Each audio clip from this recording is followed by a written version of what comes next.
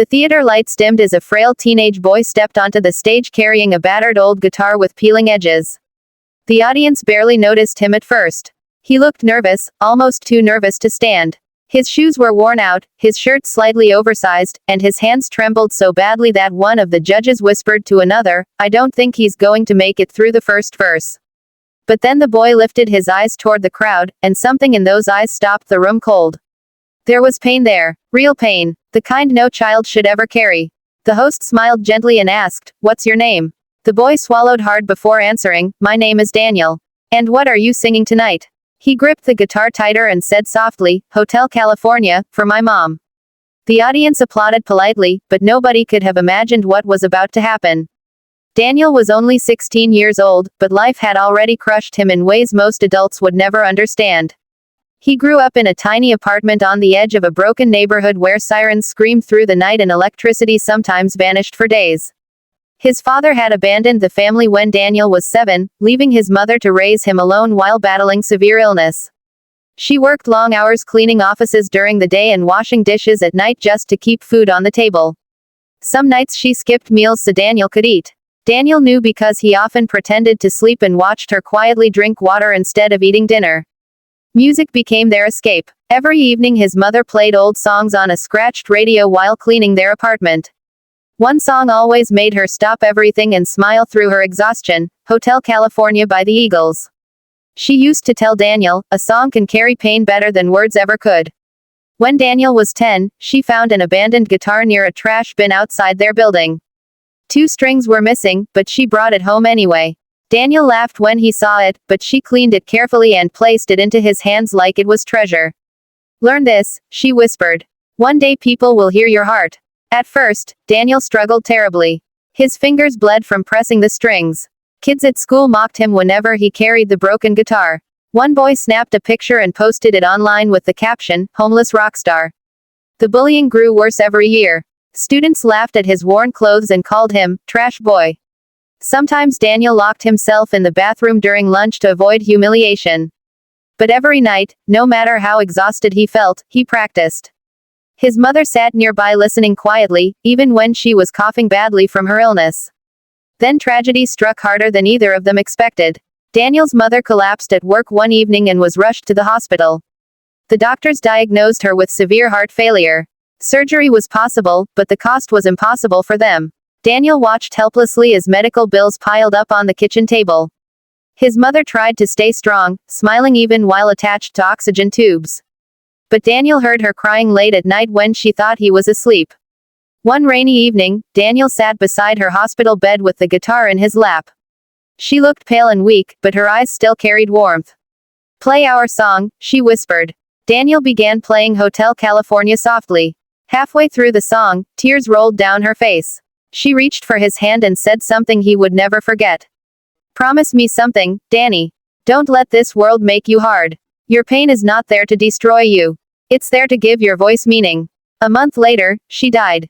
Daniel's world shattered overnight. The apartment felt empty. The silence became unbearable. He stopped speaking to friends, stopped attending school regularly, and nearly gave up music completely. Some nights he sat alone in darkness staring at the guitar, unable to touch it because it reminded him too much of her. Bills continued piling up. The landlord threatened eviction. Daniel worked part-time washing dishes after school just to survive. Exhaustion consumed him. His dreams seemed dead. One afternoon, while cleaning tables at the diner, an old customer noticed Daniel humming quietly while working. "You sing?" the man asked. Daniel shrugged. "Not really." The old man smiled. "You sing like someone who's lived 1,000 lives." Before leaving, he handed Daniel a flyer for a televised talent competition. "You should try." Daniel almost threw the flyer away. Competitions like that were for talented people, confident people, lucky people. Not boys like him. But later that night, he found his mother's old radio tucked into a box. He turned it on, and by coincidence, Hotel California began playing softly through the static. Daniel broke down crying. For the first time since her death, he picked up the guitar again. The audition day arrived faster than expected.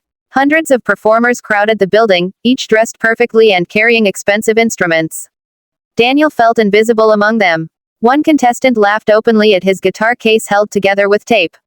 Another whispered, "He won't last 5 seconds." Daniel considered walking away several times. Fear clawed at his chest.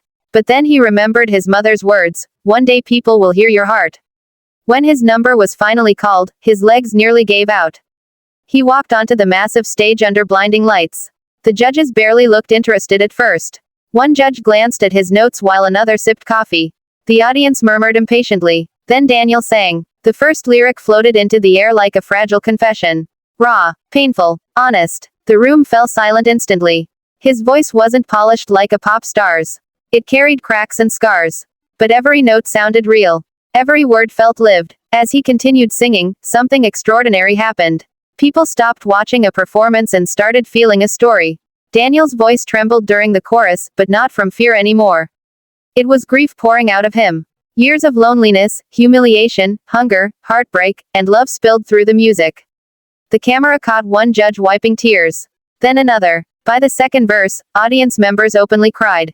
Backstage crew members stopped working just to listen. When Daniel reached the guitar solo, his hands moved with desperate emotion. It felt less like music and more like someone screaming their soul into the world. One female judge covered her mouth as tears streamed uncontrollably down her face. Another judge removed his glasses because he couldn't stop crying. Even the host backstage whispered, "This is unbelievable." But the most heartbreaking moment came near the end of the song.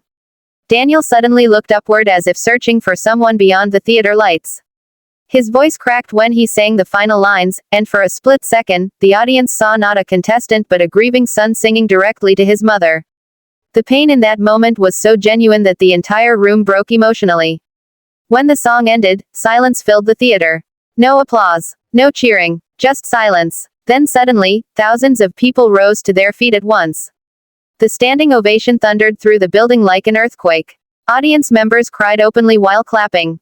One judge couldn't even speak. Another walked onto the stage and hugged Daniel tightly while sobbing. That, he whispered through tears, wasn't singing.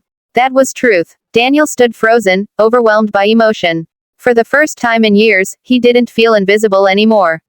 The judges unanimously sent him to the next round, but Daniel's journey only became harder afterward. Fame came quickly. Clips of his audition exploded online. Millions watched his performance. People around the world called it the most emotional rendition of Hotel California they had ever heard. But with attention came pressure. Social media turned brutal. Some accused him of using tragedy for sympathy.